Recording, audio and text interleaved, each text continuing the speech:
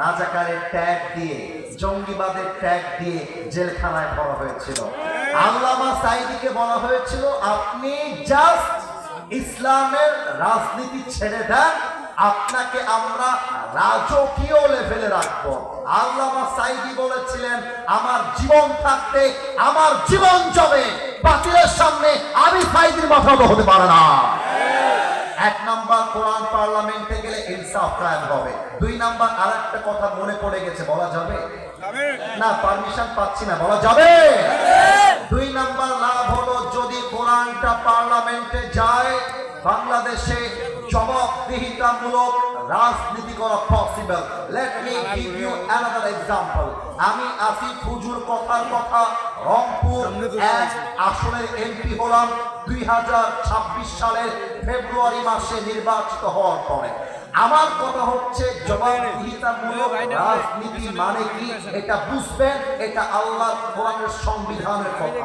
এর মানে হলো আমি আসিফ হুজুর পার্লামেন্ট থেকে প্রায় 100 কোটি টাকা রংপুরের উন্নয়ন করবার জন্য, একটা ব্রিজ করতে কোথায় সিমেন্ট লেগেছে, কোথায় রড লেগেছে, কোথায় জাতি লেগেছে, কতটুকু লেগেছে, প্রত্যেকটা পাই টু পাই হিসাব জনগণের কাছে বুঝায় দেওয়া, এটার নামে জবাবদিহিতামূলক রাজনীতি, ঠিক কিনা বলেন? এমপি সাহেব পায় 100 কোটি টাকা, 50 কোটি সে নিজেই খেয়ে ফেলে, 10 কোটি খায় তার চামচারা।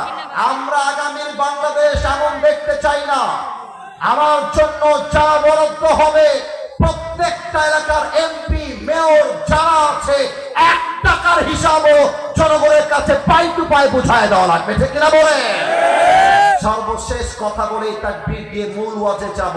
পার্লামেন্টে কোরআন গেলে বিয়ের আইনটা চেঞ্জ হয়ে যাবে। কেমন ভাবে বিয়ের আইন চেঞ্জ হবে?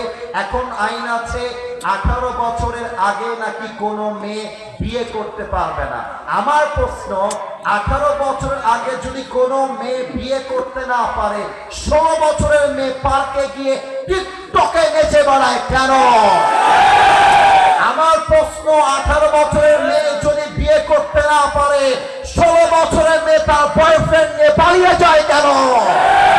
তার মানে বোঝা যায় আপনারা আল্লাহর জমিনে আল্লাহর কোরআন দিয়ে নয়, আপনারা আমেরিকা পশ্চিমা সভ্যতার আইন পাস করেছেন।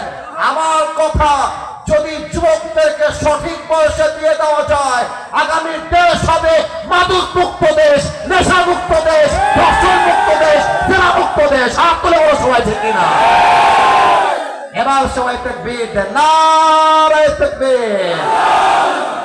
আল কোরআনের আলো, আল হাদিসের আলো।